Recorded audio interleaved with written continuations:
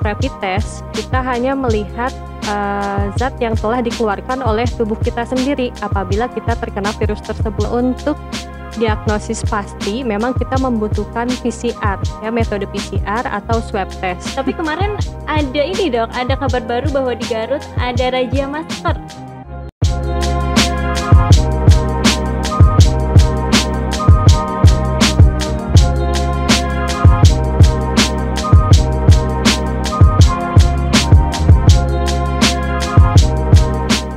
Sobat Intan, Assalamualaikum. Ketemu lagi dengan saya Firda yang bakalan nemenin kalian dalam bincang santai Rumah Sakit Intan Husada Garut.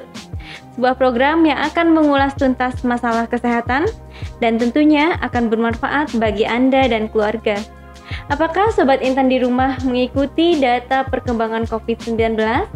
Dan bagaimana caranya agar kita dapat mengenal jauh mengenai COVID-19 atau yang biasa disebut dengan coronavirus?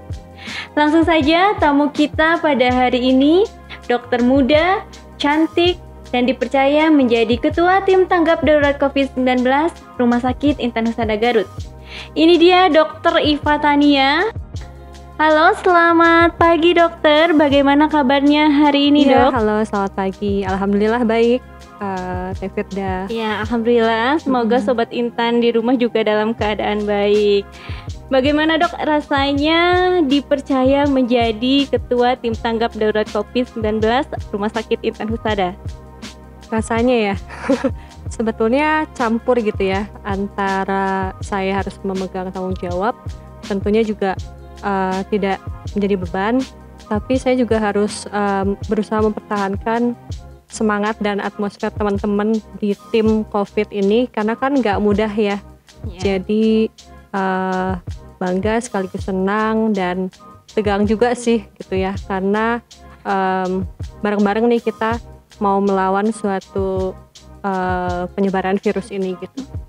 Ya memang terkadang jika tanggung jawab dilakukan dengan senang itu terasa ringan ya dok? Iya betul. Iya, 155.412 kasus yang terkonfirmasi, itu data nasional ya dok? Ya. Dan di kota Garut sendiri itu ada 74 kasus per tanggal 24 Agustus. Kenapa kasus ini terus meningkat dok? Ya tentu Teh Firda, karena ini kan penyakit menular ya, penyakit menular akibat virus SARS-CoV-2 yang cepat sekali penyebarannya, bahkan dari seseorang hanya batuk, bersin, berbicara gitu ya, dan tidak kurang menjaga jarak, itu bisa menularkan, sehingga semakin cepat penyebarannya dan semakin hari akan semakin ditemukan dan terdiagnosis juga kasus-kasus yang baru gitu. Ya jadi meningkat itu karena penyebarannya sangat cepat. Iya. Ya apa yang menyebabkan penyebarannya itu cepat dokter? Yang menyebabkan penyebarannya cepat itu kan dari sifat virusnya sendiri ya. Jadi dia akan tetap hidup selama ada inangnya gitu, dan inangnya adalah sel hidup kita ini manusia gitu ya. Ketika manusianya tetap bergerumul, kemudian tidak menjaga jarak, tidak menjaga kebersihan, cuci tangan untuk menghilangkan si sumber-sumber virusnya, itu tentu penyebarannya akan terus berjalan dan sangat cepat seperti itu. Ya baik, dokter. Jadi memang bisa dikatakan penyebarannya cepat itu karena memang kita sendiri itu kurang mencegah mungkin ya. Iya. Ya, kurang mengikuti kebiasaan baru yang ada di Indonesia. Betul. Gitu ya. Betul. Realitanya di Garut sendiri pun seperti itu. Iya. Tapi kemarin ada ini dok, ada kabar baru bahwa di Garut ada razia masker. Ya, jadi bagi pengendara motor atau apa yang nggak pakai masker, sekarang ada razianya. Ya, memang mau nggak mau mungkin pemerintah Garut pun perlu menentukan sikap dan tindakan ya. Ketika sudah ada peraturan untuk memakai masker, kemudian cuci tangan, jaga jarak, segala macam protokol kesehatan yang sudah baku saat ini, tapi masyarakatnya masih bandel gitu ya dalam tanda kutip, ya mau nggak mau kita perlu punya regulasi untuk lebih menekankan supaya masyarakatnya lebih taat gitu dengan protokol kesehatan, karena pemberlakuan ketentuan itu pun kan untuk kebaikan masyarakat juga gitu ya, untuk kebaikan kita bersama. Jadi kalau semisal ada razia masker, kemudian ada ketentuan-ketentuan dari pemerintah pun, saya yakin bahwa itu sudah menjadi keharusan dari pemerintah untuk menekan menekan angka penyebaran COVID-19 ini. Ya, untuk kebaikan kita bersama ya. Betul. COVID-19 ini begitu dikhawatirkan oleh dunia, Dok. Tentunya gejala khasnya apa sih dari penyakit ini? Oke, kalau gejala khas memang karena ini adalah penyakit saluran pernafasan, tentunya adalah gejalanya terkait gejala-gejala dalam pernafasan seperti ISPA ya yang kita kenal, atau infeksi saluran pernafasan akut. ISPA ini bisa ringan, sedang, ataupun bisa sangat berat gitu ya. Bahkan kalau sampai berat ya jatuh ke keadaan yang namanya pneumonia atau infeksi di jaringan paru-parunya. Nah, untuk gejalanya sendiri seperti demam atau riwayat demam sebelumnya. Jadi tidak harus selama sakit COVID ini orangnya tiap hari demam. Enggak, karena demam itu kan tandanya ada infeksi ya, ada sesuatu yang masuk gitu. Ada benda asing yang masuk ke dalam tubuh, kemudian reaksi tubuh mengeluarkan demam. Setelah demam ada juga batuk, pilek, kemudian nyeri tenggorokan, sesak nafas. Yang membuat semakin parah itu ya sesak nafasnya gitu. Jadi dibedakan klinisnya ringan, sedang, berat itu dari sesak nafasnya. Gitu.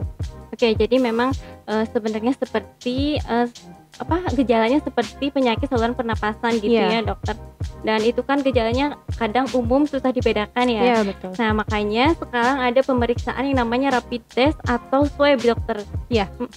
Nah, bagaimana metode pemeriksaan rapid test atau swab tersebut?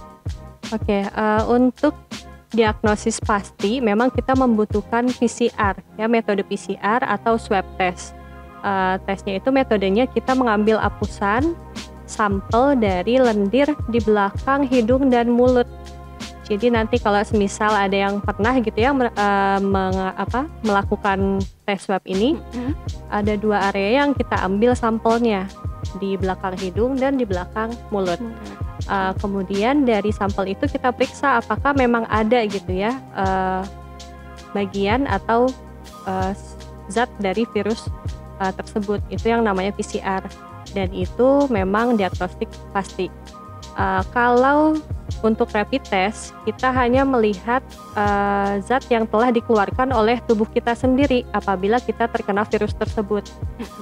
Jadi kita ngecek saja nih apakah sudah pernah terpapar atau belum, karena nanti ditandai dengan adanya antigen atau antibodi yang kita hasilkan dari tubuh ketika kita terinfeksi virus COVID itu. Oke, jadi memang berbeda ya pemeriksaannya. Nah, kalau untuk rapid test sendiri di RSIH sudah ada atau belum, Dok? Di RSIH sudah ada metode rapid test maupun swab test.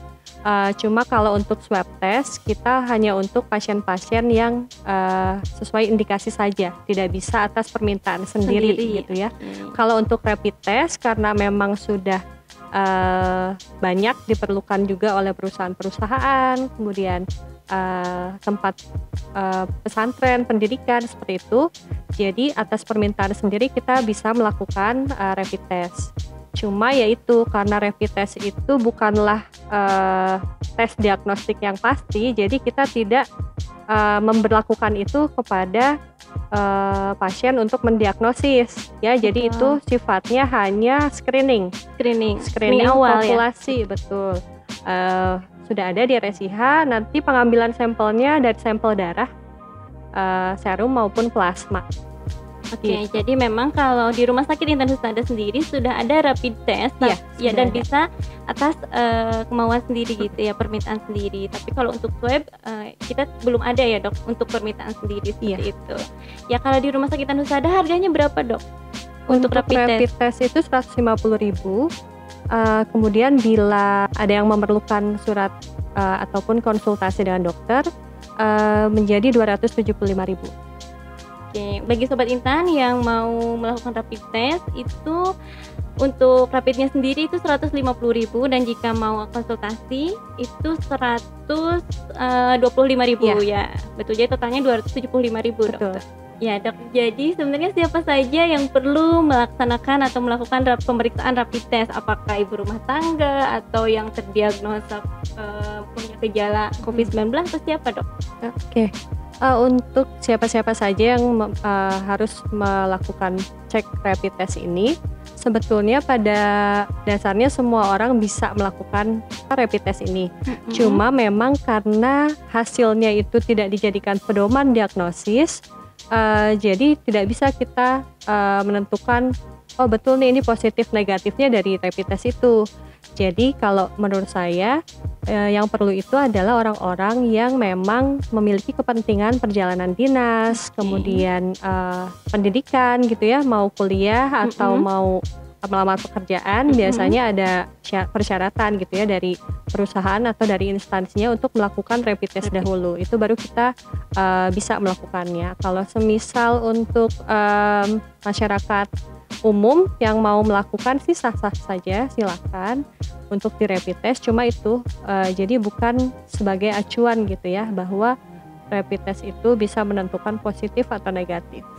Ya, jadi rapid test itu bisa dilakukan hanya untuk kepentingan tertentu mungkin ya dok, betul. Bisa misalkan perjalanan gitu, karena memang kalau sekarang itu ke bandara kita wajib menunjukkan surat keterangan pemeriksaan rapid test gitu ya. Minimal rapid test. Nah iya kayak gitu. Nah untuk masa berlakunya atau kadaluarsanya surat ini tuh berapa lama dokter, atau berapa hari setelah rapid test pertama itu? Oke, kalau menurut ketentuan yang baru sekarang memang berlaku 10-14 hari.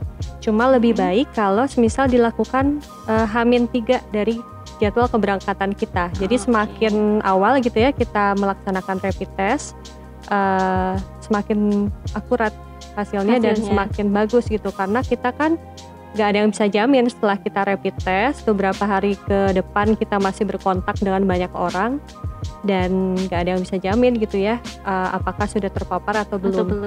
Jadi semakin cepat jangka harinya dengan keberangkatan itu lebih baik. Semakin baik ya. Betul. Iya.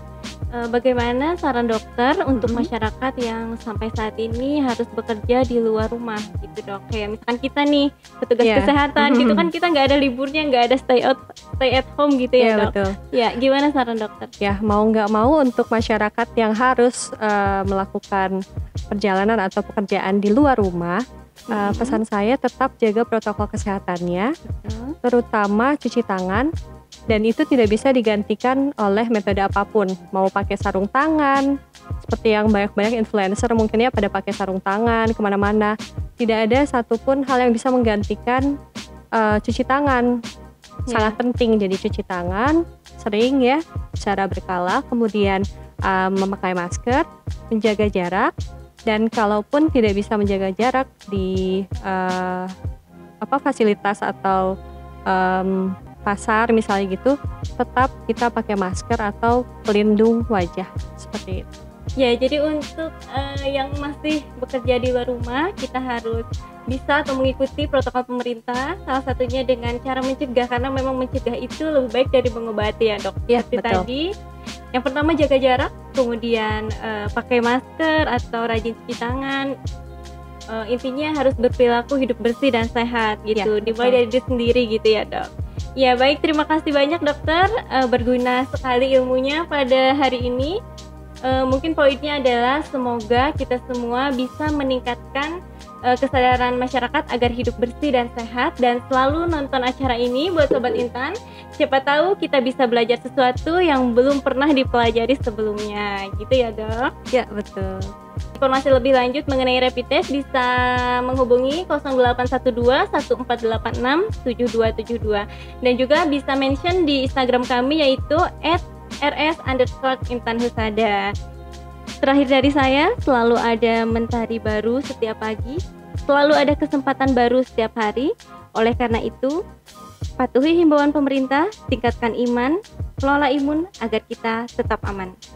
Saya Firda undur diri, Rumah Sakit Intan Husada, kami berikan yang terbaik. Wassalamualaikum warahmatullahi wabarakatuh.